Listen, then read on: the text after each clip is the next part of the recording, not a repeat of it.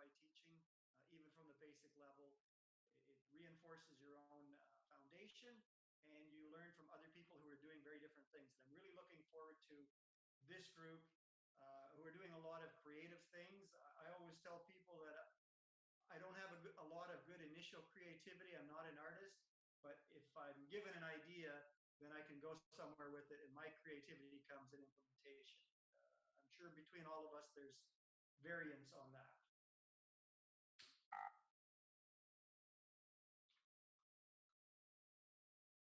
Some of the ideas I had of what this session could be, or these sessions could be, is we could pick specific topics for a session, maybe a weekly session, and then either myself or others could do some interactive instruction on that specific topic. We pick it out in advance so people know what's coming, both since, as I mentioned, I'm fairly new to Fusion 360, it gives me time to actually do some homework and prepare for the session, and also find out if there's somebody else. So for example, when we talked about CNC machines, maybe somebody like Howard is better experienced to deliver on that topic. I'd like there to be targeted outcomes from these sessions. So if it's an instructional session, we can do a design on the session. Maybe the outputs are files. Maybe the outputs are files that go to a 3D printer or router. Maybe we learn how to do rendering, things like that.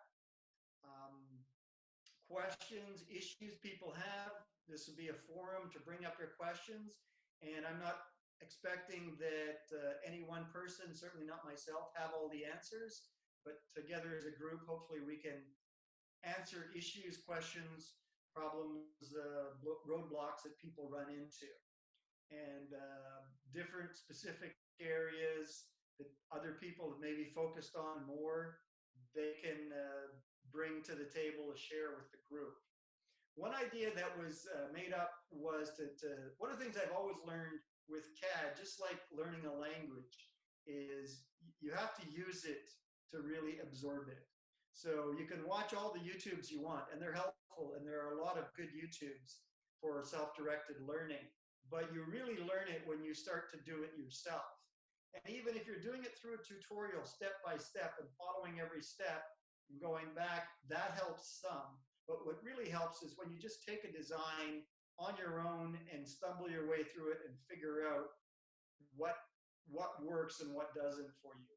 So one key suggestion that was made was to have a design challenge between sessions where we take it home as homework and work on this design and come back to the next class with the result.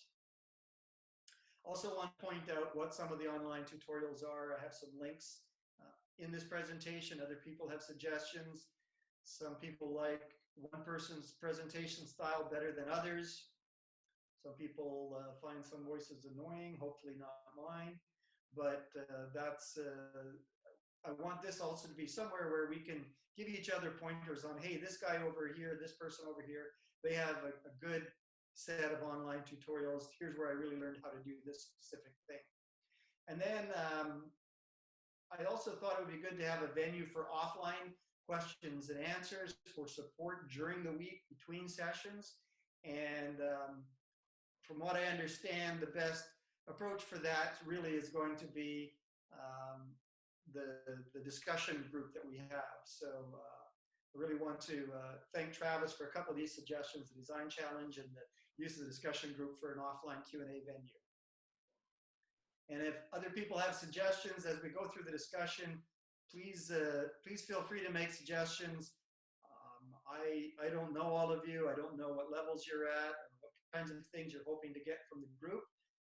But this is a group, this is our group, this is not my thing. This is, I'm agreeing to lead it, but it's our thing, it's a club thing. So one of the things I'd like to do is for us, I know it's going to take a bit of time, but this is going to be probably what we spend most of the evening tonight on, is introducing ourselves and talking a little bit about what we're doing. So what's our area of interest with Fusion 360? What equipment do we intend to use relevant to it? Do we have it at home? Are we using shop equipment? Have we already used Fusion 360? If so, to what extent? What kinds of projects have we done with it? And otherwise, what other CAD or CAM packages we're familiar with and have used? And finally, I'd really like to get some idea of objectives for what these sessions could be. What's your objectives? Because if we all agree on what the objectives are, then we have a focus on what to achieve with it. So I'm not quite sure how to start, except maybe I'll go through this myself, and then maybe I'll just pick names on the screen as I see them here and ask you to do your part. So my name's Tim Peachy. My primary areas of interest for Fusion 360, I do want to learn it for professional purposes. I still do a little bit of plastics design as a consultant, and so I want to start to use it so that I learn it really well for both purposes. I have a very basic shop at home, but no digital equipment. So part of why I joined the club was to have access to the laser cutter, 3D printer, CNC machine at the club. And basically the morning that I went for my orientation was the morning we closed the shop. So we're on plan B now. I've been using Fusion 360 for about 2 weeks, really exploring with it. Took my last professional project was a little plastic bracket, injection molded, so complete with draft angles and fillets and everything appropriate for molding, and went through it. And it took me about 4 times as long as it would have on other packages, but I learned a lot as I went. And so this is part of why I think that Travis's suggestion of design challenges is so beneficial. Most of my background has been in a package called Pro Engineer, or more commonly named Creo, more currently named Creo, I should say. But I will admit most of my experience has been longer ago. In the last 5 to 10 years, it's been sort of a sideline rather than a day-by-day thing. In my earlier career, it was something I did, 50 hours a week kind of thing. What I'm hoping to learn from these sessions, I'm hoping to get good with the digital tools, 3D printing, high resolution 3D printing I've used a lot professionally, but I haven't used the type of 3D printer that we have in the club. I've used laser cutters a lot. I'm also hoping to learn a lot about the CNC router and get better with the rendering so that I can do wood projects, whether they be furniture or other things like that, model them up in 3D, and then get a nice rendered package to get an idea what they look like and iterate the design before going ahead and cutting wood. Okay. So at the top left of my screen is Travis. So maybe Travis, you can go next. That's not fair. I say that because I think the person who's at my console is going to always be at the top. I can, but I also wanted to suggest, I will go ahead and go next, but I wanted to suggest, if you look at your participants panel, you'll see that Mike Kirk right now currently has his hand up. And that would be a great way for someone to indicate if they'd like to go through this list. Not everybody should feel like they're on the spot and have to say what is asked of here. So if we can go through a sequence of people who are raising their hand, after me, maybe Mike could go and whoever else raises their hand. So that's my suggestion to you. So let me run through this. My name's Travis. I do a lot with digital tools, but I have a lot to learn when it comes to hand and power tools. The primary area of interest with Fusion 360, probably ironically, I just realized, has to do with the word fusion. I use VCarve for CNC. I use Carbide Create for CNC. I use Corel, and I use Inkscape, and I use Lightburn for laser. I use Tinkercad, and I use SketchUp for my 3D printing. It's a mess. I mean, I don't want to use all these packages. And the company behind Fusion 360 is Autodesk. And Autodesk makes Inventor and AutoCAD. And I mean, this is just a phenomenal package. And because it's free for those of us who don't use it and make money from it, over $100,000 per year, it's free to us. which isn't the case for SketchUp, which isn't the case for Corel. Some other things are free out there, but Tinkercad's pretty basic, and Inkscape is kind of confusing. So Fusion, the idea of having one platform that I go to design for all my digital tools and also for my project planning, so I can do cut sheets and things like that, that's probably my greatest interest, is having it be the hub of my design side of things. When it comes to equipment, it's kind of an embarrassment of wealth. I have like 2 3D printers, 3 CNC, and a couple of lasers, but nothing like a professional anything. Everything I have is sort of a prosumer kind of tool. And yet, obviously, all the ones that I mentioned are computer driven. And so I really would like to have one place I go to, if it's a really competent tool, which I know Fusion can be. How much do I know about Fusion 360? I have to admit, I've been cramming these last few days, Tim, trying to not look too foolish when we got onto this call. So to answer it more plainly, I've gone through a couple of multi-hour intro sessions, and I have had some training in Inventor, but that was years ago. I consider myself kind of a novice, but with other packages in my background. So I think I've got a lot to bring into Fusion, but I myself am not at all a Fusion expert. And aside from learning how to use this tool for all of my digital planning, you mentioned something, Tim, that I think is so valuable. Everybody in this group has something that they're slightly different in interest. You know, somebody might be interested in how to go about and do lithoframes with Fusion. Well, there's somebody I can go to if I have questions. There's somebody who might have done a particular kind of build 6 months ago with Fusion, and I am 6 months later wanting to know how it was done. I have someone to go to. There's just knowledge in this crowd. If we can harness this community of people who are already creative makers, then we can just be that much richer for it. And so I think one of the things that I'd like to get out of it is knowing people well enough, knowing what their interests are, knowing what they've been doing with the tool, so that I can have that expert knowledge base to go out to people in this community who know things that I don't know. And maybe there are times when I know something and can help them. So I think that's answering the question. Oh, we got a bunch of people with hands up. Why don't you go ahead and work your way down the list, Tim, and I'll put myself back on mute. Okay, let's see a hand somewhere.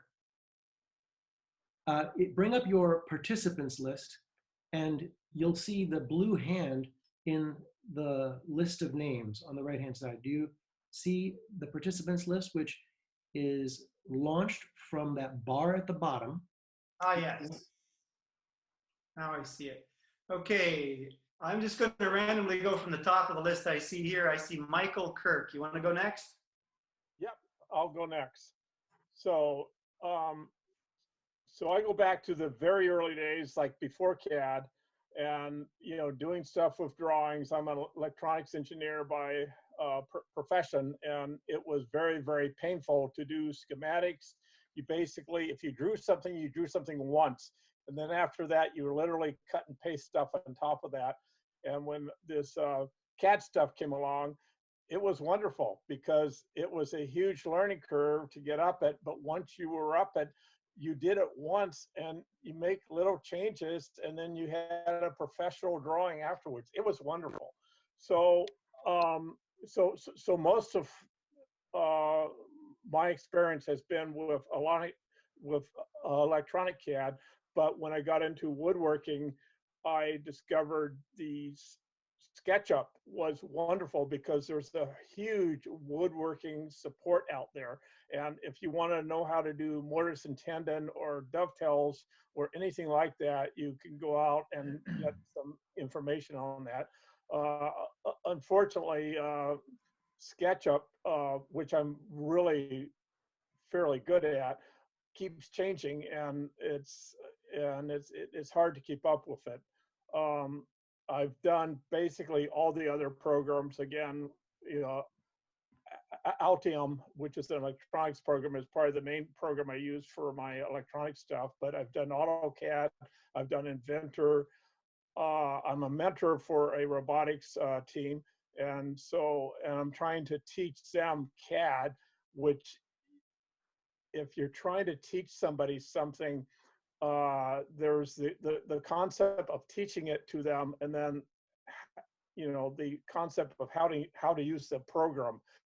And so what I've kind of got reduced to was I can basically teach somebody really quickly how to do something with Tinkercad and actually get a 3D print out of it, and they're very excited about that. And so my goal here with the Fusion 360 is I would like to be able to learn how to move people on from Tinkercad to Fusion 360 with the idea that both of these programs, which are both AutoCAD programs, are online. And they're, unless you're professional or something like that, they're free. So you don't need to install anything on your computer. You just need a web browser and go online, and you can start learning the various CAD things. So that's sort of my goal here is, number one is how to use Fusion 360 for my woodworking in terms of replacing SketchUp, where the way I use SketchUp is I can basically do my entire drawing in SketchUp when I go into the shop and I'm trying to figure out how to do that dovetail. I can just pull up that little drawing and see how I have to set the saw and stuff like that to make the cuts. And let's see, the rendering would be cool. I'm not quite sure how that would work, but I'd be interested in any of that. And that's pretty much what I have.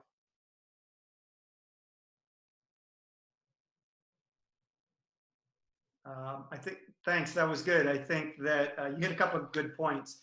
I'm a fan of Google too, but when you mention things changing on SketchUp all the time, that's like every other Google product, and I can share that frustration.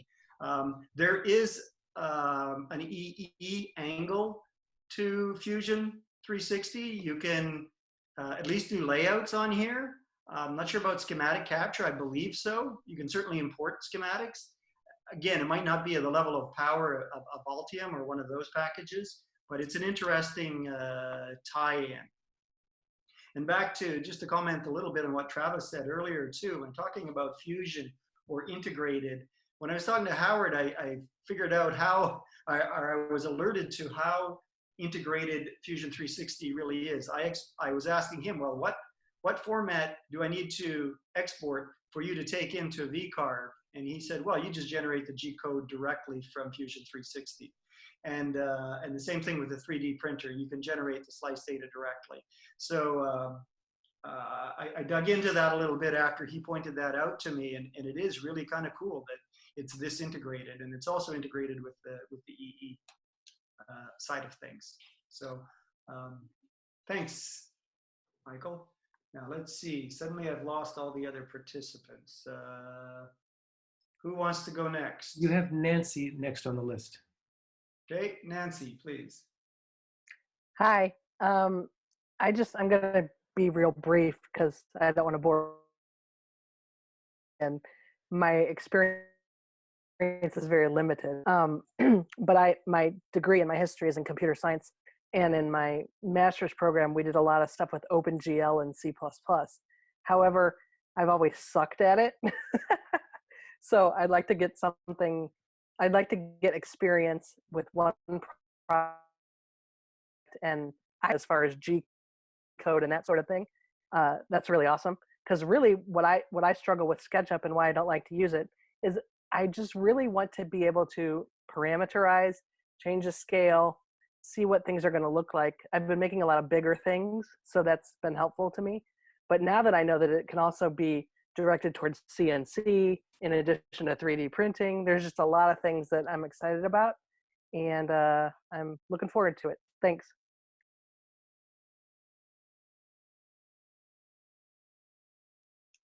Tim, were you able to bring the participants list up again?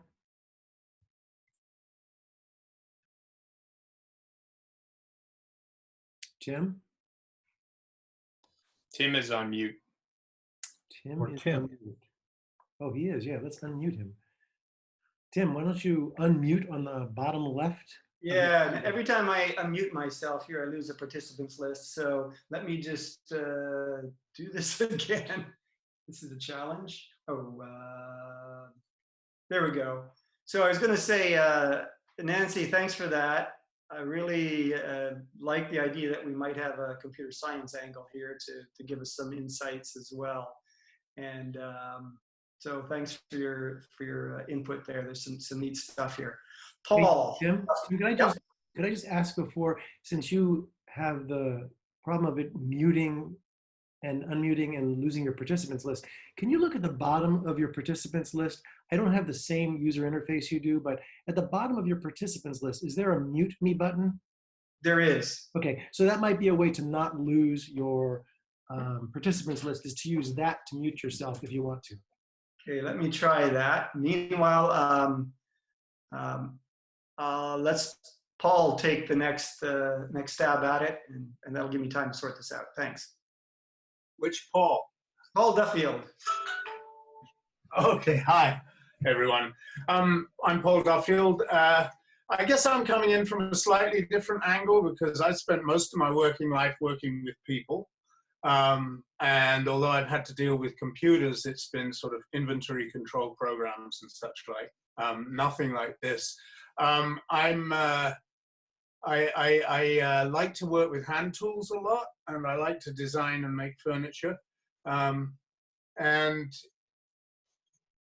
I've tried to use SketchUp. I've tried to learn SketchUp and found it to be a very steep learning curve, and decided that I can use a pencil and paper fairly well. But I do usually make models of furniture before I make it. And I've had a crash course into 3D printing in the last week. And as I was running this machine, it occurred to me that this would be a great way to make individual component parts for a piece if I'd been able to design it in something like this. And I hear that Fusion 360 is a little more easy to deal with than SketchUp. That's about it for me. Thanks, Paul. I don't have the hands-on experience myself with SketchUp, but I do find this relatively easy to use as parametric CAD packages go, and very powerful especially as a hobbyist package. It's powerful enough to use professionally, I think. So Ray Pathman, you want to go next? Sure. Hang on just a second. There, I'll let you guys see me too. Oh, hang on. There we go. Oh, that's weird. Hang on just a sec. All right. Still trying to work out how to use Zoom here. We're going to turn off. There we go.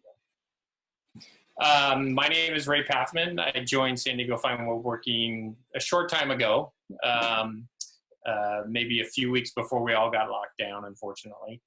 I teach manufacturing engineering courses at San Diego City College. And we utilize Fusion 360 in some of the coursework, or I use some of it. I'm pretty familiar with doing part design and part manufacturing, but not very good with the assembly part of Fusion, or I haven't learned that part of it. I'm looking forward to learning more about it, perhaps in this SIG, that will help me understand it better. As far as using it in class, one of my classes is a guitar building class, and we work with an organization called STEM Guitar. It's a nationwide program for doing guitar building and incorporating STEM in high school and in colleges. And they provide all of their guitar body and neck and designs in Fusion 360. So it's one of the reasons that I latched onto it pretty quickly, because we can get all of the designs down. And then we also have a CNC in our lab that allows us to cut the guitar bodies. So even though they provide the Fusion files, they don't provide the tool paths. So we we'll take the designs, do the tool pathing, and then send that to the CNC machine and cut guitar bodies. So for that purpose, it's really useful. And then the other thing I find myself using it all the time for, especially at home, is I have a Prusa 3D printer, and Fusion 360 is just so nice to be able to create files and parts for printing on a 3D printer. Often I'll be working on something around the house and say, wow, it'd be nice to have a little part to do this or a part to do that. Sit down with Fusion and design it in a short period of time and send it to the 3D printer. So for that purpose, it's really handy. But I definitely would like to get better at using Fusion 360, and looking forward to learning from everyone in this group about how to do different things. Thanks, Ray. That's a couple of interesting points. You mentioned going to assemblies. When I was teaching Pro Engineer, we would teach students how to make parts and then how to do assemblies, etc. And so you ended up kind of with a bottom-up design approach in the initial instruction. But then in the more advanced courses, we were trying to convince students to learn how to do top-down design. So you do design from your finished product point of view, going downwards, particularly with the use of parameters and relations and things like that. One of the things that I find with Fusion 360 is the way it's set up. There's not really as clear a distinction between the part environment and the assembly environment. And as a result, it kind of lends itself to thinking as top-down design for someone who's learning new.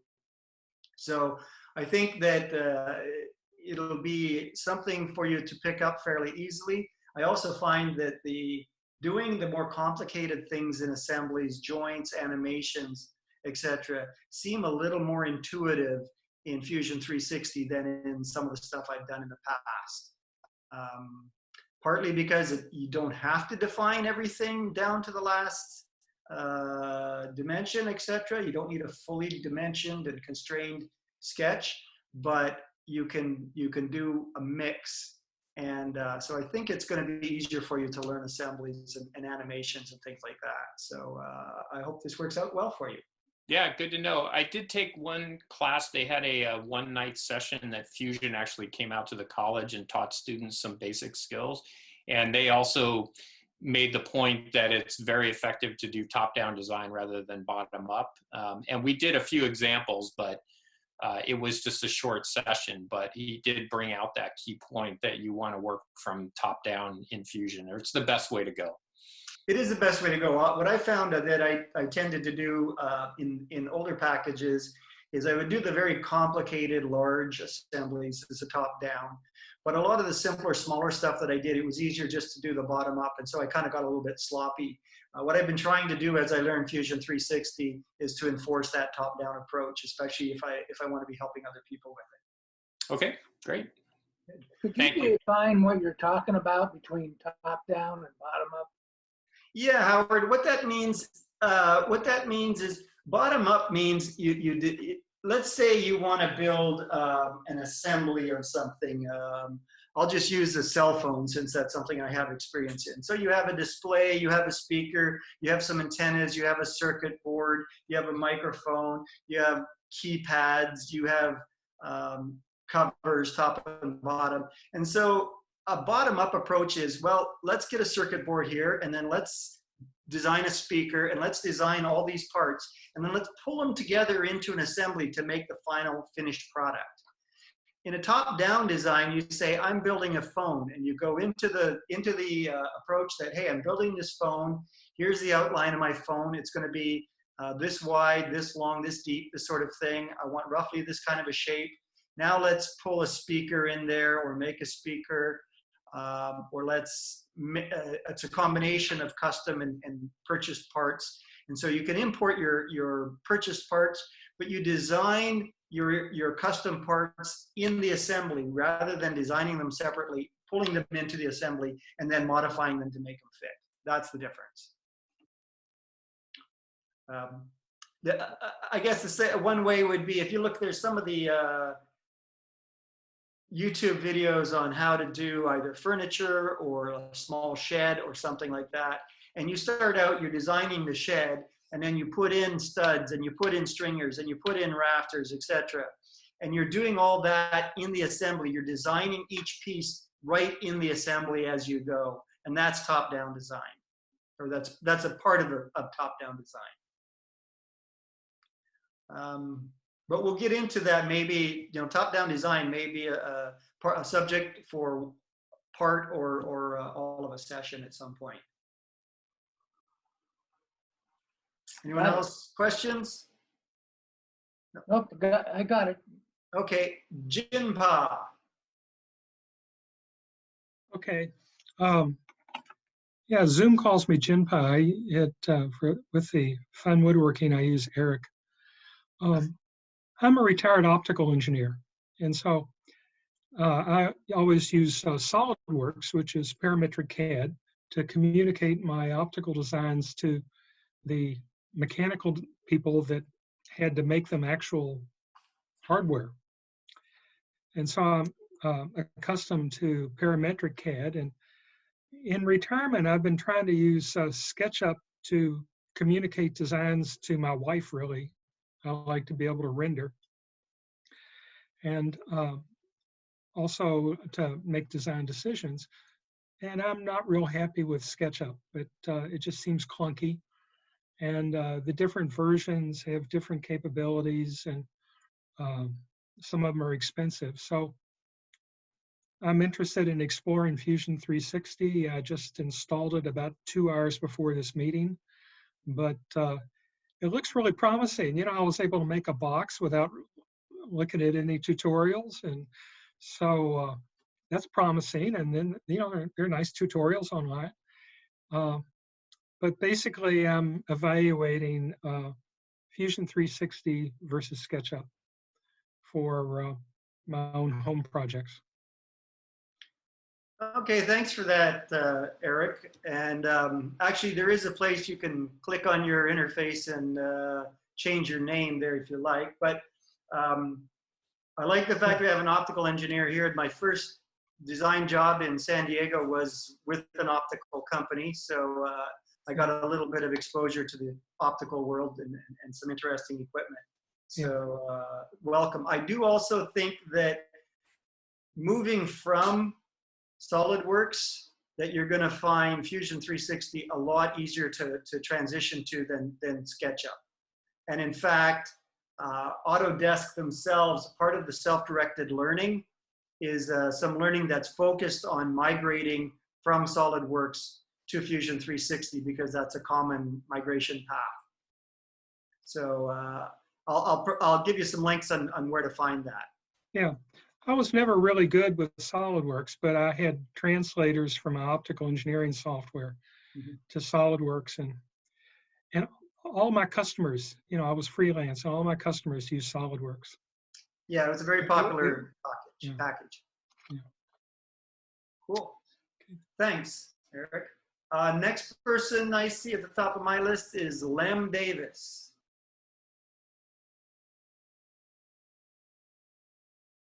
Yep, find your mute button.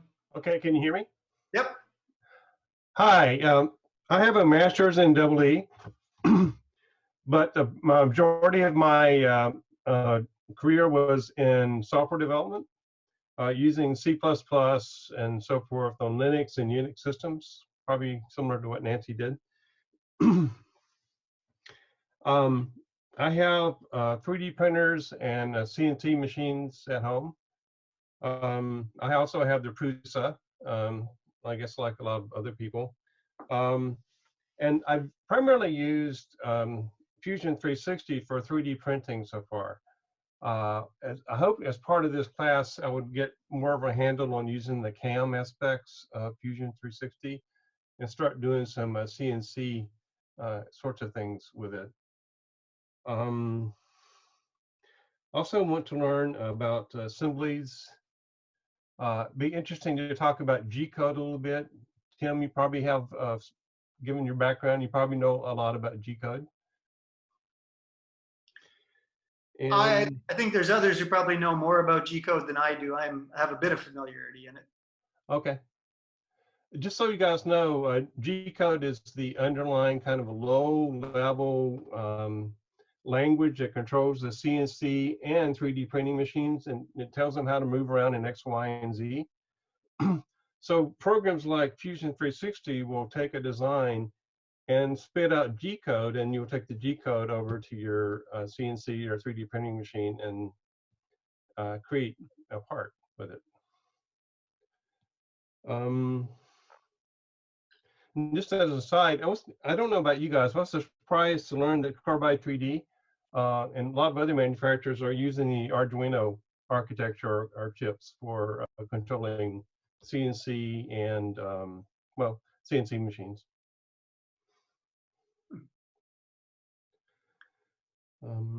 So I guess that's it for me. Yeah, that's interesting. I wasn't aware that they used Arduino at that sophisticated a level. I kind of always viewed Arduino as a little more simpler single purpose stuff. But same here, but apparently it's quite good at controlling stepping motors. Actually, better than a PC at controlling stepping motors, as I understand it. It's very popular in robotics, so that would make sense. Hey, Tim, could I take just a moment to point out that 3 people do not have their hands raised that really, really need their hands raised. Sam Takahashi needs his hand raised. Dallas needs his hand raised, and Mark Stuck needs his hand raised. I'm just interjecting that they can't get off this call without giving their background. It's just not right, okay? So back to you, Tim, thanks. Okay, no problem. I'll go down I see them on the list. Oh, Dallas has now raised his hand and Sam has as well. So I'll continue down the list just in the order I have them here so I don't get confused. James Collard. I've actually been, a member of the SDFWA since they opened the shop.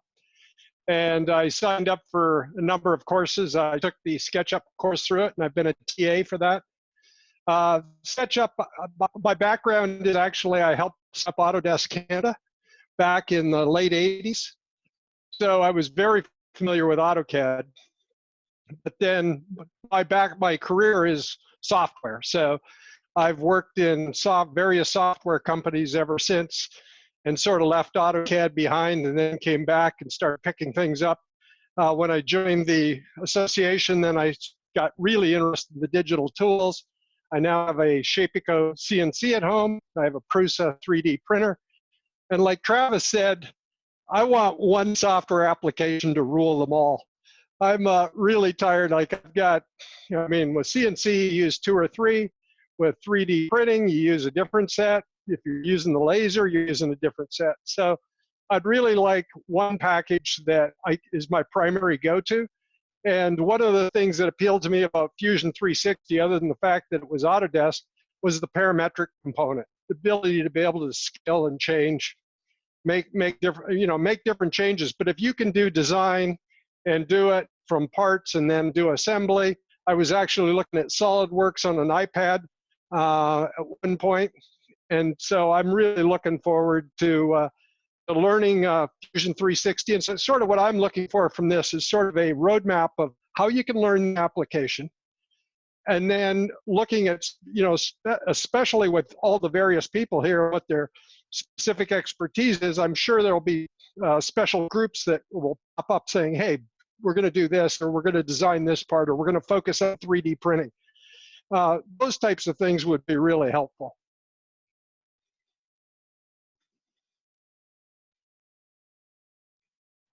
Tim, you're muted. As Jim continues to walk and go nowhere, you need to unmute. Yes, okay.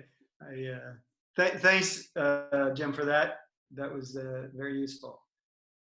So I'm starting to see a couple themes arise, and that's good. So I think we have some focus coming up. Next person I have on my list is Paul Shankin.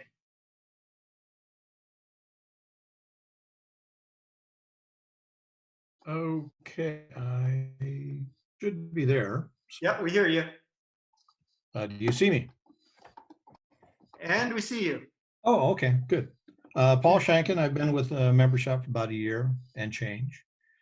My interests, area of interest of Fusion 360, I mimic a lot of everybody else. That is, the sketch, the AutoCAD LT, the KiCad, the SolidWorks, a little bit of Onshape. I don't want to learn 5 programs. If Fusion 360, and I think that's the closest contender to be the one-stop shop to be able to export for laser cutting, go in just to a different drop-down tab to generate the STL for the 3D printer.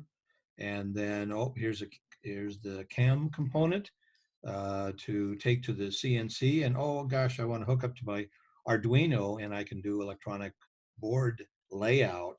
That's the cat's meow. Fusion 360. I've been using it for about 2 weeks now. I signed up for a Udemy course with Vladimir, which has been very helpful as like a kickstart. But I'm already, exported to a STL and then open it up in the Prusa. It looks like I can do this. So the CAD CAM packages, I've never used CAM packages, but the CAD, I said about the CAD, I think all the way back to 2008 was my first exposure. And learning from these sessions, just glean from the group here how to make things better, simpler, more streamlined, one application. I have not seen one thing where I can import PNG and use that as a background to sketch over in my sketches, but that may very well exist in Fusion. I haven't found it. I'm open for suggestions, but I'll go along with the rest of the people on this thing and learn as we go. That's it. Yeah, actually, thanks for that, Paul. That's good. The open item that you have about importing a graphics file and using it as a basis for sketching, that does exist. This is one where I've watched the YouTube video, but haven't actually gone through it myself. But that'll be a subject maybe for one of the sessions, because it is very useful to bring stuff in that way. You can bring in a graphics file, scale it accordingly, and then use it as a template for creating a sketch, which you can then extrude or revolve or turn into a 3D model. That's great. I'm drinking lunch as we talk, so let's go. Okay, sounds good. The next person is just named Jim here. Probably Jim Sikora. Yes, that's you. Unmute and away you go. There you go. Hi, like Tim, I'm a mechanical engineer, although I'm retired, and I have used the CNC and the laser and the 3D printers in the shop, and I have fun with them. I'm interested in 360 just because I don't know anything about it, and so many people have talked about it. I want to learn what it's all about. I've used SolidWorks for the last 20 years of my working career, I would say. And I also, like Mike, I volunteer at a high school with their robotics team, and they use nothing but SolidWorks. But what I'm hearing from this group is possibly with Fusion 360, you can go directly from one program right into the tool. And we have to go through VCarve, and it requires a fairly talented student to do it as fast as we want him to do it. So this might be an opportunity for the school to do better. And then, of course, since I'm a mentor there, I better know what the students are knowing so I can try to help them if they need it. So I'm mainly curious, but I see some potential. That's it. Thanks, Jim. That's useful. I have some, obviously, as a fellow ME, I have some parallels there. You know, I learned drafting by hand when I went to university, and then went to AutoCAD, and I used AutoCAD for the first part of my career and actually taught some. And then when I went to parametric CAD, I never looked back. But the thing that I learned from Autodesk in the 90s and late 80s was you know, it was a package that you weren't supposed to pirate, but they made it really easy to pirate. And the reason I think they did that is because everybody played around with it at home, used it at home, and then so it kind of became a de facto industry standard. Even though it was developed more as an architectural tool, it got used in a lot of other fields, including mechanical engineering. So I think that what's brilliant about their approach here is now that we're so connected in and the files are in cloud storage, your programs are in cloud, your projects are in cloud storage here, that Autodesk feels comfortable enough to say that if you fall within the realm of a small startup or a nonprofit or a hobbyist, that you take the program for free. Now, there are a few functions that are missing, but they're ones most of us won't use. In what I want to use it for professionally, I'll probably pay because I want to be able to bring in Solidworks and Pro Engineer files with their full feature history, and that's a function you have to pay for. So Autodesk is smart in that regard. The other thing Autodesk does do is there are additional little extensions you can get to do that last bit of thing you want to do that you actually have to pay for. And so they do have a sort of an upgrade approach, kind of like a lot of phone apps do. But I think it's a great one for that school approach where you don't have to worry about the licensing. The licensing is really easy. Every kid can get one on their pretty much any laptop. I mean, I'm running it on a Mac. You can run it on Windows. It doesn't run on Linux, but then again, what does, unfortunately? You actually can use it on apps, on tablets and phones to some extent now. I've done that to have a look at it, but I have a 32-inch screen I use for CAD. I like to see things big, so. But you know, kids at school, I think, can really take advantage of something like this. It's a great learning tool. Thank you. Welcome. Next person I see on the list is Lance.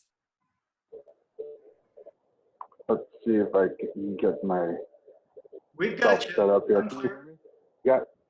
So my name is Lance Crusella. I guess I don't have too much to add here. I would echo most of the frustration with SketchUp, where, well, I have a CNC machine and a modest shop in my garage. I'm a hobbyist and like to make furniture after taking some classes at Palomar. Ultimately, want to build some guitars. I heard a couple of people talk about that, and I tried to use Fusion a while ago for the CNC, and it was just so daunting. And I don't mind SketchUp, but I find that it's not useful to go from SketchUp to anything. So if I want to mock something up or design something, I'll go to SketchUp, and I find it really easy to use. Honestly, I do agree with a lot of the frustrations people have mentioned so far, but then it's like, well, what now? And without having Pro, it's basically you're in a box. Exporting things is impossible. So I did look at Fusion 360 when I first had the CNC and basically gave up on it. And I do appreciate VCarve for the CNC, but like a bunch of other people here in the shop, I got a 3D printer, the Prusa, and when I saw that you can just design something in there and then in 2 clicks, it's going to be spit out of the machine, I pretty much was resolved to just figure this out somehow. So my experience is very limited, but I can pick things up pretty quick. So like 2 weekends ago, I watched a bunch of videos. Someone had shared, was making some knobs for antique radio. Someone I know is restoring, and kind of use that as a starter project. And so, I mean, granted that took me way longer than it ought to have, but nonetheless, there are 2 knobs waiting to be sent back east to be used for that. It's successful. So I don't really have a specific something to learn, but just kind of osmosis being around. I mean, everyone here is an engineer so far. It sounds like it has really broad applications for this. And I also have the same feeling that Tim, you mentioned earlier, where I'm not an artist. I need an idea, but if someone gives me the idea, I can usually take off with it. So that's where I'm coming from. And yeah, I look forward to learning a lot, sounds like, from all the folks here.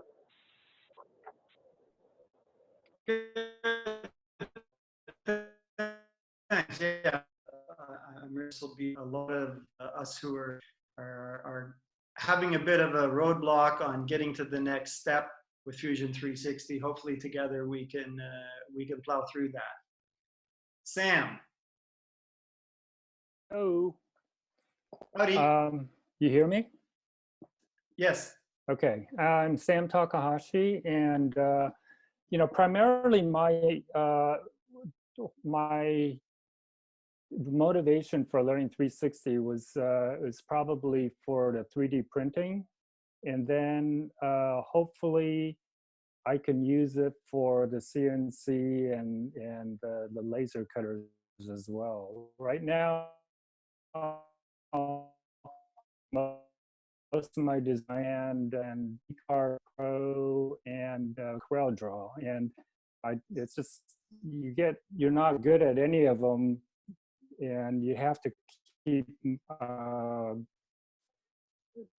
exporting from one to the other, and it's just really frustrating. So I have used Onshape for designs for 3D printing, and that's worked pretty well, except that, you know, there's some issues in how many designs or projects that you can save, and so I'm hoping that the Fusion 360, and I'm also interested in using the CAM functions that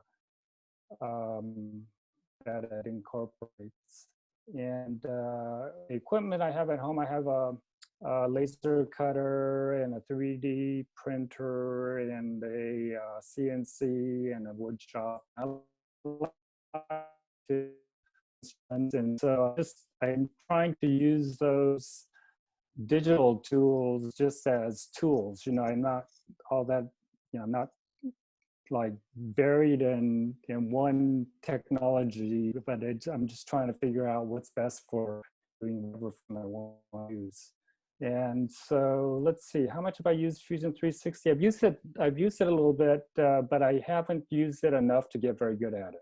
So that's one of the things that I'm hoping to get from these sessions is, you know, to be motivated to design more things with Fusion 360 so I can get better at it. And also to learn the CAM functions that are integrated with it. I guess that's it.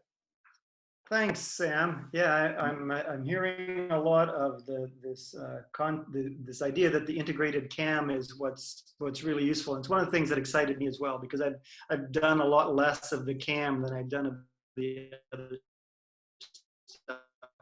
I'm using a file and sending it to somebody. When I design professional plastics, I'll do a drawing and I'll send a step file to the mold maker, and that's basically my output. But I'm impressed with the idea that I can generate G code for CNCs and generate code for other tools as well. And when you talk about something like a guitar, I can imagine that there can be elements or parts of the guitar that are milled out on the CNC, and there could be some laser cut pieces, and there could be some 3D printed pieces even. And you could model them all in the same project space, and then take one part at a time and generate the output to go to each of these machines. Yeah, that would be pretty ideal. It's pretty interesting. Yeah. Okay, next person on my list here is Dallas. Well, first, I want to say thanks, Tim, for taking this on. It's something that I've really been looking forward to, and finally we have an opportunity to have this capability at the shop. And you really ran with this, and I really appreciate you taking this on. My focus of interest with Fusion Well, first of all, I'm going to back up and take one of your latter questions first. I consider myself to be pretty good at SketchUp.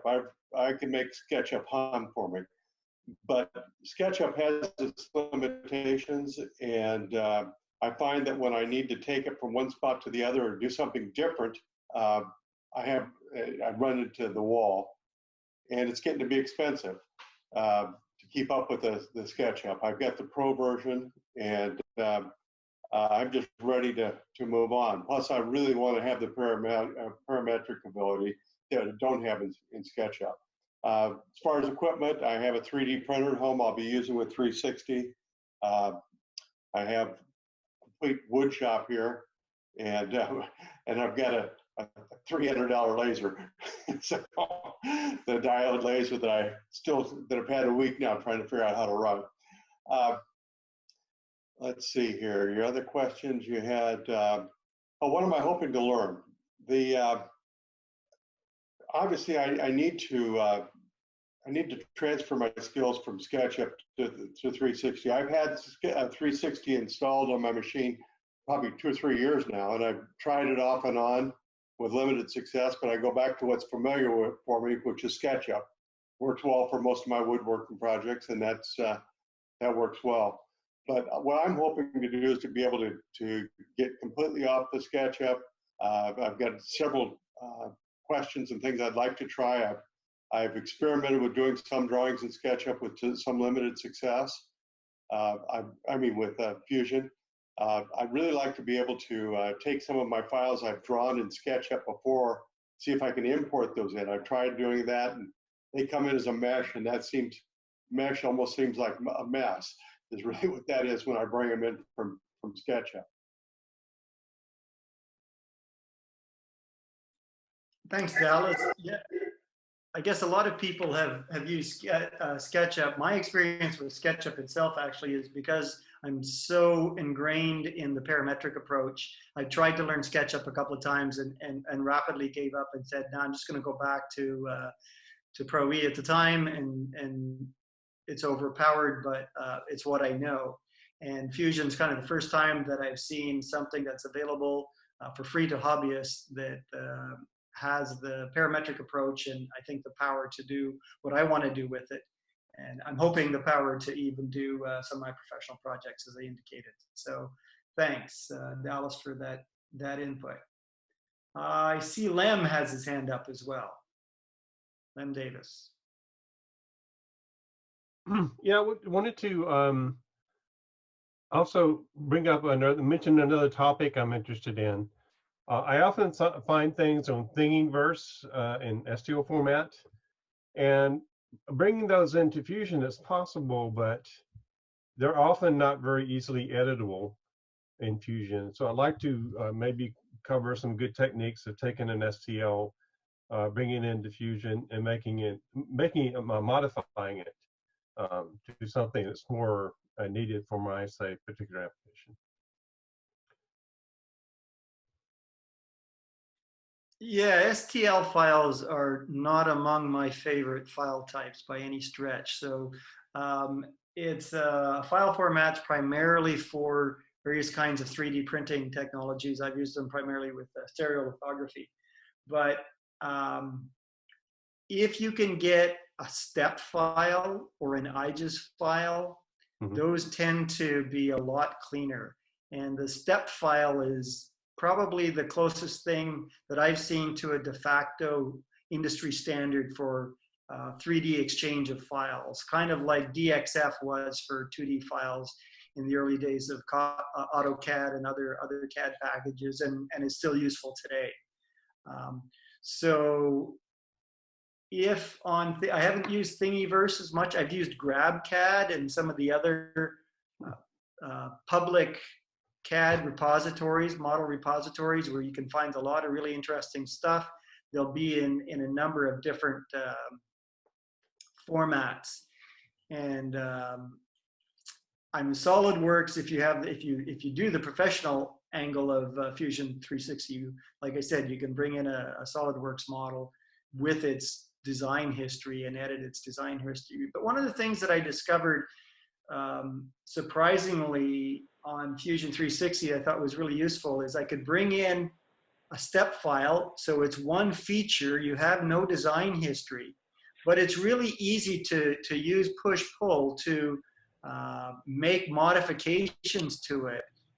And you have almost the same power of modifying it parametrically that you would with some of the features in there. It was really a great revelation to me. It's something I want to flesh out a little further. And I think it's something that would also be a good session topic. Hey, Tim, I don't see that there are any more hands raised, but there was one person who called in on a cell phone who was muted most of this time. I want to give them a chance to step in if they'd like to. Also, Mark Stuke is anything but modest, and he's not yet stood up and said anything. So I think he probably needs to introduce himself as well. But the person on the cell phone, if you'd like to go ahead and say something, go ahead.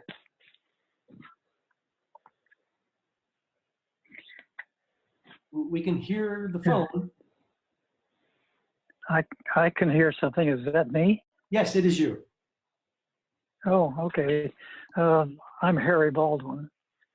And I read a little bit about the Fusion 360. And when I saw the parametric feature, I thought that I might have good use for it immediately. I've been using design correction. I started out with Design CAD years ago and used it up until I found CorelDRAW, which I've been using to make designs for the laser. It seems I just heard a beep and I have no idea what that means. No, you're fine. Go ahead. Okay. Anyway, that's the reason I joined this group. And one question that I have right now is that I tried to follow the tutorials that were recently mentioned, a series of them. And I think it was number 5 that had to do with parametrization on Fusion 360. But I figured I better start with number 1. And the only trouble is that after I downloaded 360, I fiddled around with it a little bit. And then when I tried to follow this tutorial, I noticed that my screen differed from the tutorial screen. So when it started giving instructions, I had no idea what to do. So maybe somebody could point me how to get to the original starting point for these tutorials. Harry, and Harry, the user interface yes. has changed quite a bit in just a few years that I've watched it. And right now, it really looks quite a bit different than it did just a few months ago. So the tutorials that I was using on Udemy, the online teaching store, were really quite different looking. And I can see where you were thrown, but you'd have to be looking for something pretty recent to have the UI as it looks to you on your computer right now. They really changed quite a bit. So just so you know. Yeah. Well, I'll fiddle around with it some more, and you may be pestered with questions. Okay. Okay. Now, how do I mute? I see in the left side, I've got something that says join audio with earphones and a little arrow, but I don't see anything about mute. So Harry, how did you join? Are you just calling in on a telephone? Well, I joined and I followed the instructions. I don't have a webcam, and so I just followed instructions, and somehow somewhere I saw a cell phone, and so I investigated that and ended up signed up. Hey, Harry, why don't you and I talk tomorrow sometime, and we'll get you set up on your computer so you can join these things the way other people do. Okay, be glad to. Okay, good. Thank you. You bet. Let's see whether Mark steps forward or not. Hello, Earth to Mark. What, are you just trying to taunt me here, Travis? Tell us a story, Mark. I always talk. I think I talk too much. Where did I get started? Well, I'm a software engineer, have been for the last 35 years, but I got my start working for Defense Systems Electronic Group for Texas Instruments during the the big military boom. I've used everything from computer vision, the old AutoCAD, SolidWorks, SketchUp. I just like to tinker. One of the things that I like about Fusion, though, is that there's actually two things that I particularly like about it. It does assemblies fairly easy compared to like SolidWorks that I can see, and the project sharing. I like the idea of a community project where you can build something and share something, import others. That's what I think is really cool. Let's see, what do you have? Well, I have a two-car garage that's crammed full of accessories. I have a 600 by 900 laser like the shop does, the HL1060, the blue laser that's up there. I have the Prusa 3D printer, which is what I've been running here all night.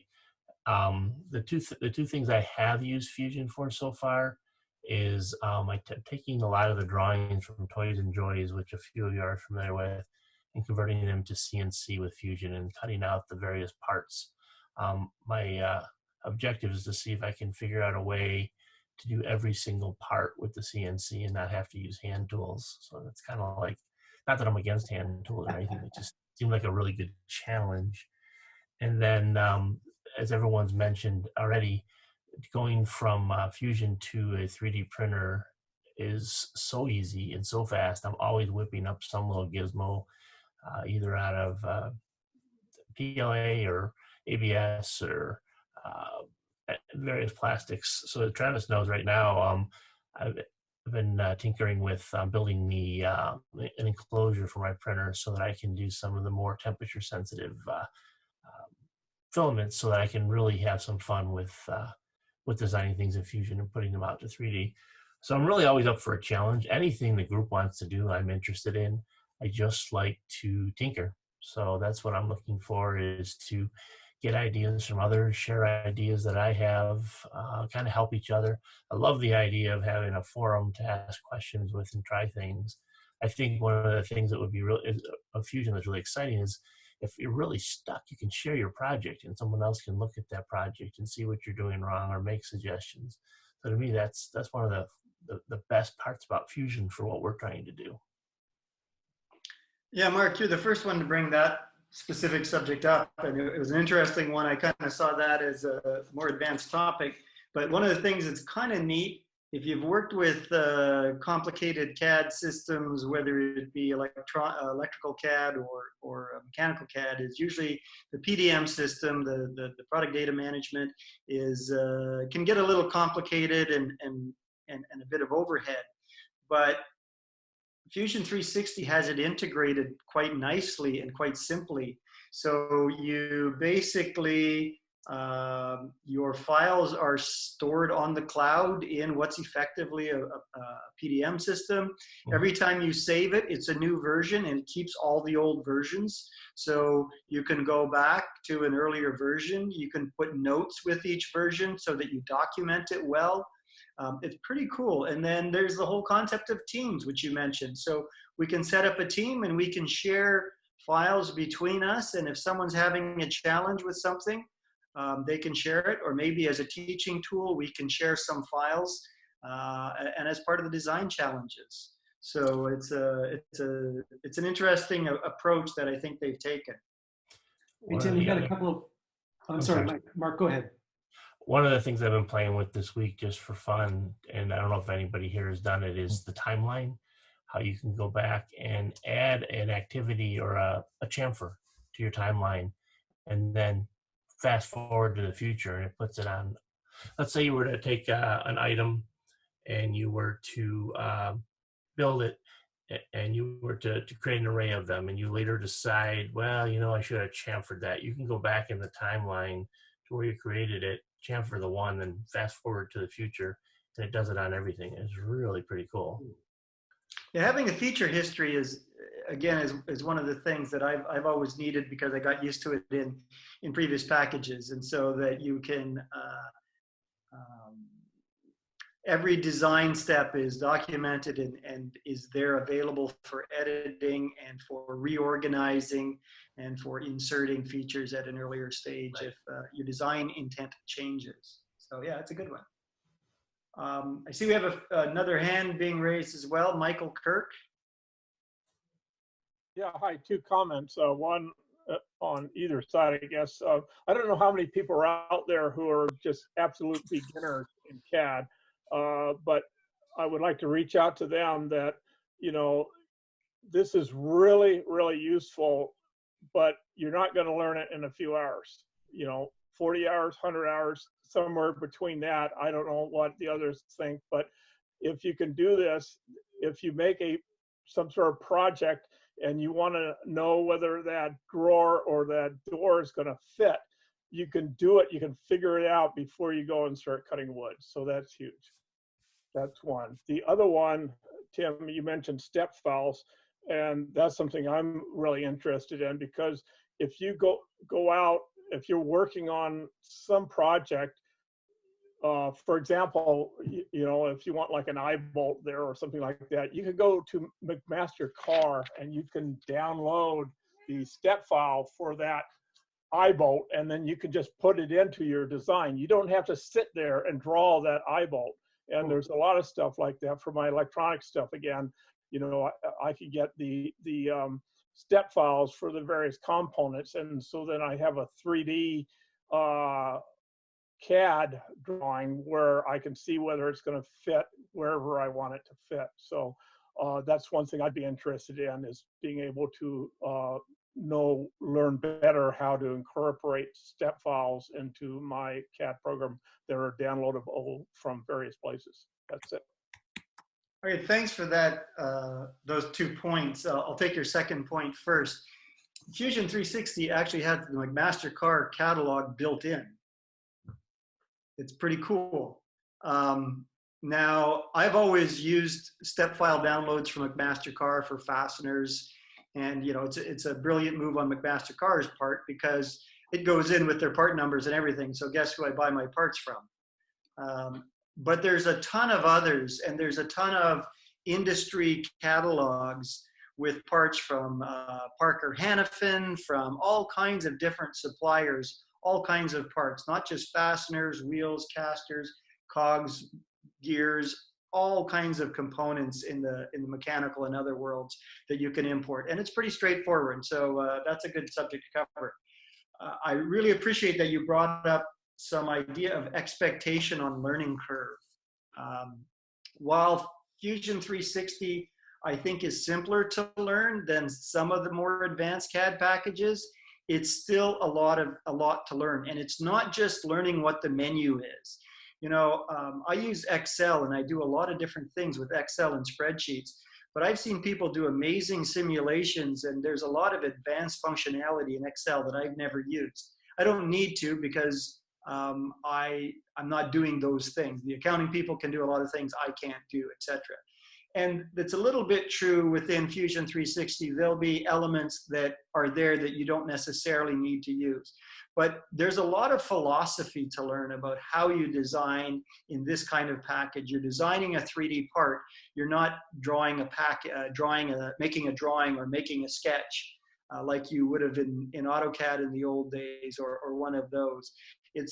You're defining parts and assemblies mathematically in 3D space. And then you can create drawings from them and create files as output from them. So there's a bunch of philosophy there to learn, and it takes some time. When I taught Pro Engineer, for example, the intro class was a 5-day full-time class. So it was 9 to 5, 5 days a week. And that was intro. And then any of the advanced topics, you know, sheet metal was a 3-day class. Those kinds of things, the advanced surfacing was a full week class. The first level, intro to surfacing, was 1 week, and advanced surfacing yet another week. So there's a lot of detail that can be gotten into. And part of what I'd hoped to achieve this evening, and I think I did, is got some idea of what levels people are at and what the need of the group is. And I think that there's some people who have done a bit with Fusion 360. There's a lot of you who have some idea what it is, and I think there is room for some introductory classes here. And so whether we do we start out with introductory classes and move the group along, or whether we kind of have introductory classes beside having a group meeting. Those are kind of two approaches that come to my mind. Maybe we can talk a little bit about that. But certainly, I want to point out to people who want to be self-directed what some of the links are, and other people have discovered other links and other YouTube videos, etc., that are useful. Autodesk has their self-directed learning, which is a bit difficult to follow. It's not where I would advise most people to start. It's a great resource. And in my case, it's been somewhat useful because I do want to learn the whole package so I can help teach it. But there are other training videos that are a lot easier to pick up. But it is going to take some time to learn this approach. And you know, like any language, those of us in our 20s are going to pick it up faster than those. I see a lot of people here look like we're in our 40s. So it's going to take us a bit longer. Hey, Tim, can I make a shameless plug here? Sure. But before that, I want to make a observation, which is we're an hour and a half into this, and we still have 22 people on. And I think that is an indicator of the kind of audience that you've got here. These are not just passersby. These are not like passively interested. This is a group that's really interested. You wouldn't end up with this kind of sticking with it through 90 minutes if you didn't have that. So I think that's a really good indicator. The shameless plug was that when Mark was talking, it reminded me that next Saturday, if you guys are curious to see some people's lasers at home, then there is a SIG on Saturday at 10 a.m. where you can see 3 different people's home lasers, get a tour of them, learn about them. And when Mark talked about his upcoming enclosure for his 3D printer build, I've asked him if he could turn that into another session. So it felt a little bit like a hard turn in another direction there, Tim. I'm sorry. I didn't mean to derail what you were just saying. I was just realizing that 22 people an hour and a half later was really a pretty impressive achievement. And I think it just goes to show what this particular group of people, I mean, they're serious. They're not just idle on this topic. Good. I'm glad. I think this is going to be a fun journey together. I see that James Collard has raised his hand again. Yeah, I just had a question about, you mentioned the sort of the self-study or the links to the lessons. And I was curious where those were posted. I must have missed those. I haven't gotten to them yet. They're on my next slide. And then per what we discussed earlier and Travis' suggestion, I'm going to post a link to this presentation, or at least to the links, in the discussion group. And so we'll use a discussion group kind of to document the ongoing progress of the group, I think. So good point. And then Lem Davis. First, let me say there's a lot of people here, a lot well past the 40s. So, and then I have a part I just designed with Fusion 360. If anybody would like to see it, it's a simple one. Go ahead. Sure, go for it. So I just hit the share screen button, right? Then you'll see. We see it.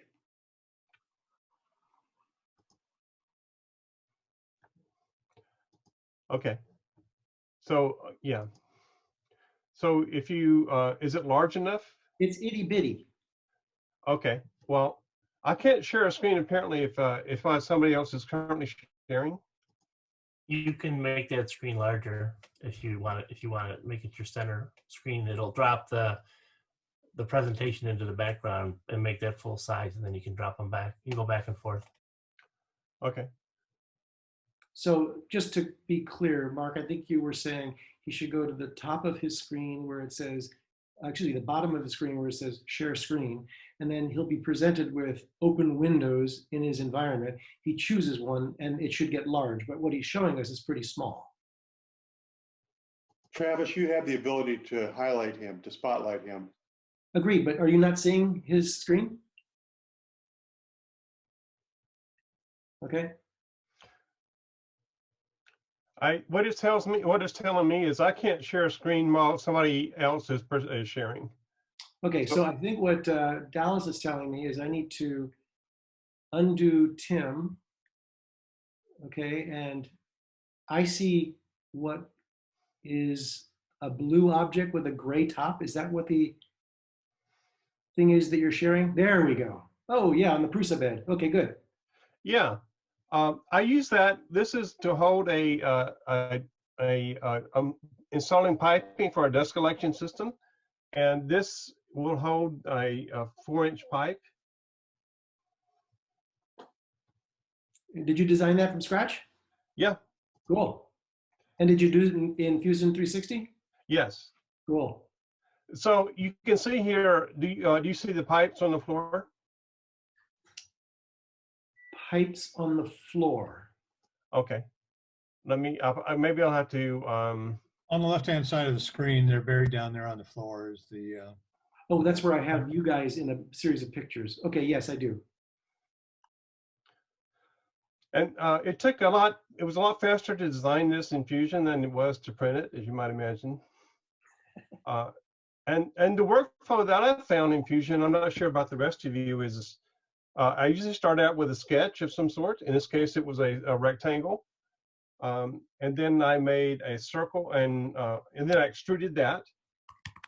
And then I made a circle, and I extruded that. But in this case, I made a cut through that original 3D rectangle extrusion. And then I added these other parts on the side and on the bottom by also starting with a sketch and extruding those, and in this case, joining it to that original part. So this ended up in the language of Fusion 360 being a single body. Hey, Tim, I think that this brings to mind something that might also be considered in your SIG, which is show and tell.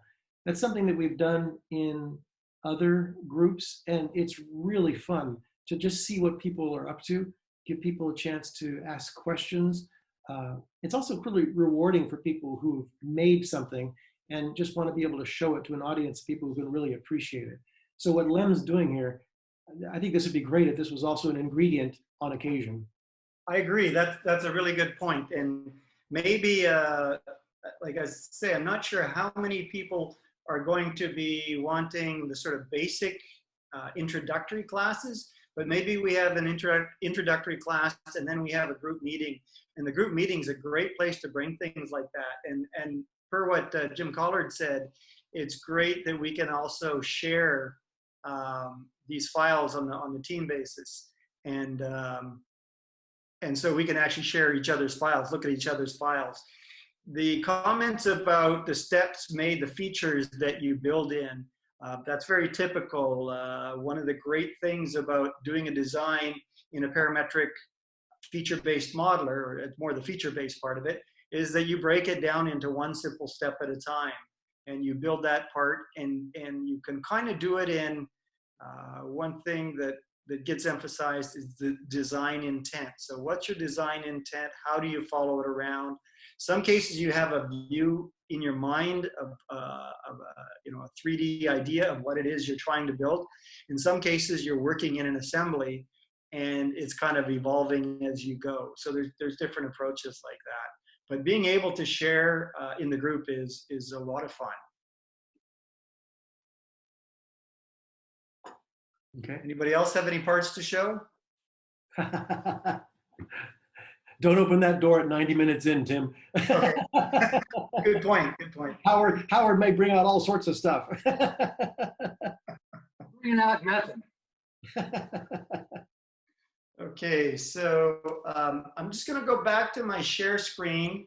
Or is there anyone else who still has anything? Where did I put my participants list here? Nobody's hand is up currently. Well, okay. I would like to make a few comments if I could. You know, a couple weeks ago, I bought my first 3D printer, and literally I was determined I was going to learn this 360, and I've been able to go in there and make a few parts for some things I needed pretty, rapidly. The programs kicked my butt so many times when I tried to do it. And I figured, well, I'm sequestered here at home. I am going to learn that or die trying. And, so it's working out for me right now. I've learned so much in the last week, but just like the other guy asked a question a few minutes ago about, can you bring in like a JPEG and then, model from that? Well, once you get an answer to a question like that, then okay, I'm going to go look for it, because we don't know what we don't know. Yeah. And the more videos you watch, you may not be learning how to do it, but now you know that it can be done. So then it's a matter of doing the research, finding the video that's going to show you what you need to learn. And I've had the same frustration as the other guy, where the interface isn't matching the other interface that they're showing in the videos, because they're a year old, 2 years old, but about 90% of it still translates. And then you got to do a little research to find out why yours ain't looking like that one. And buying, like I say, when I just got that 3D printer, I figured, well, okay, I seen one of the videos and it says that 360 is now a slicer. You can slice everything right in 360. And they have a database of just about every major 3D printer out there. And, I just go right from 360, and my printer is Wi-Fi. So it's on the other side of the room, and I send it the whole job Wi-Fi, start it. And, 2 weeks ago, I didn't even know that existed. So, these kind of meetups are going to be great. But then let's say 2 people here just have a question. Maybe I want to just get together with one person and we're going to compare a job that we're both trying to do. Well, now you can look at the screens that you're working on and everything. So this is going to be an incredible tool right here. Cool. Not only just for these kind of meetups, but for some individual type, I don't know what the word I'm looking for. Collaboration? Yeah, cooperation with some other individual. Maybe you're trying to teach them, and now you can pull up your screen, show them. They're going to see exactly what you're trying to tell them. Because if I'm telling somebody you got to put that constraint on your, drawing, well, that means nothing. Right. But if they see where I stick my mouse and I drag it and touch that dot, and it goes right there, all of a sudden they just learned that. Yeah. And that's where this is all, I think, going to become real valuable. Cool. Yeah, and the discussion group will be a good place for that. I mean, when you point out something that, hey, I don't know how to do this, someone is going to send you a link to the exact YouTube video that will show you how to do it. And in some cases, that'll be more efficient than running a class through for that particular topic. And then again, I think there was a class somewhere on how to use Zoom, which would have been really good, as I just realized that I forgot to push the record button on tonight's session. Tim, I doubled up. I recorded it locally, so don't worry about it. Oh, thanks. One other question. You kept saying about putting the hand up. Is this some button you're pressing somewhere? You kept saying, okay, who's put up their hand? Yeah. Hey, I don't know. I don't have the same user interface as everybody else right now because I happen to be hosting this. But Dallas, could you describe, if you're there? Sure will. Thank you. Howard, if you look at the bottom of your screen, if you bring your mouse all the way to the bottom, yeah, you're going to get a pop-up. And do you have all the participants on the right side? Yes. Okay, at the very bottom of that, at the very right of that, you're going to see raise hand. If you go to the bottom of the list, the bottom of my list has got Harry on there. It says me. I see Harry, and then I see the phone. I don't see. Now, are you looking at a name list, or are you looking just at pictures of people? The pictures. Right. There's a name list. So you need to click on the participants at the bottom of the screen there. Once again, that pop up. Yeah. Raise hand. See? Okay. I was really suspicious, Howard, why your hand hadn't been raised. Now I didn't know. Thank you, Dallas. Now we know. Now I'm sure I'm not the only one who didn't know how to do that. Right. Back to Well, I you. might be the only one that didn't know how to do that. Yeah. Okay, the last, actually the second last thing I have here, I did make a page with some links. They're not necessarily in the best of order. They're just kind of in a random order. I did put the official Autodesk self-paced learning for Fusion 360 link in here. Like I say, most people will find this a bit tedious. This fleshes out the details of all the menus and the functionality. But it's not necessarily in the order that you are going to learn things well in. It's better if you're coming from a strong CAD background, it might be helpful. It was somewhat useful for me, but I could see it would be frustrating for most people. I made a link to the first Learn Fusion 360 or Die Trying that Howard mentioned. Yes, Howard mentioned. And there's a series of them. I didn't link to his channel because this guy teaches you everything from Arduino, Fusion 360, to how to find God. So I just linked you to his first Fusion 360 or Die Trying video. Two more that I found that I found useful. One was the product design online. And another one is the Fusion Essentials. They're mentioned here. They're fairly good. I forget which one is which, but I do remember the Fusion Essentials had some specific lessons on woodworking stuff, and I found that useful. One of them, the guy who was maybe the best, different people have different styles, and you may find what works best for you and what doesn't. But I'll link these into the discussion group tomorrow when we get this sorted out with Travis. So I think it's been a very useful evening. I really got a much better handle on where everybody's at, what we want to try and do. There's a lot of commonality, and then there's a couple of one-offs here and there. But it does strike me that we have one group of people who really need to learn how to get to first base with Fusion 360, and that's kind of what I had expected initially. So I think we can start with the class like that in the very near future.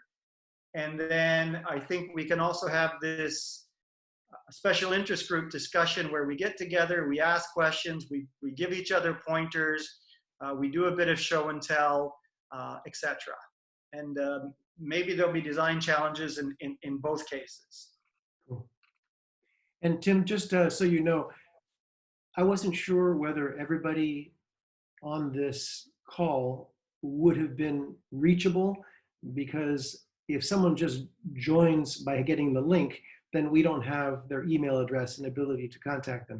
But you had 27 people sign up for your session, and I think we had 25 or 26 of them actually show up. So through PunchPass, we will be able to get everybody updated, and so they'll be able to hear through an email from PunchPass when the video has gone up, what your next steps are, your timing, and things like that. So we'll be able to manage this group going forward because we have everybody's information to be able to write them. Isn't technology wonderful? Isn't it wonderful? I'm out of stuff unless other people have specific suggestions on that basic approach. Paul has raised his hand, but other than that. Hi, Tim, Paul. I'd just like to say thank you very much for putting this on, and thank you for thinking about the beginner. No worries, Paul. Initially, I thought it was going to be all beginners, and then I quickly learned that there's a mix, and I wanted us to come up with something that was going to be beneficial to everybody at each level. I'm a bit surprised that Lou's been so quiet. Is he on the list? Is he here? Oh yeah, that's remarkable. Lou. He's probably making another storage area for the next 20 purses of his wife, Deanna. He just sent that video to us all the other day. But I guess he's hiding from us. Anyhow, so Tim will get this video posted, and we will hear from you about what next steps would be. The discussion group will be set up, and we'll include links to your presentation, as well as a timeline of what was discussed in this call so people have ready reference. And nobody has to wait for the next SIG meeting, because once the discussion group is up there, it's a free-for-all. Post, ask questions, do whatever. That's the way we can do things asynchronously. When we're not all together on a call, we can be at the forums at different times. So that's what it's for. Anything else you'd like to add, Tim? Nope, that's it for me. Thanks. I really appreciate your assistance with this, Travis. Thanks very much, Tim. Thanks, Tim. Tim, this was awesome. Thank you very much, Tim. Great. Good night, everybody. Good night. Good night.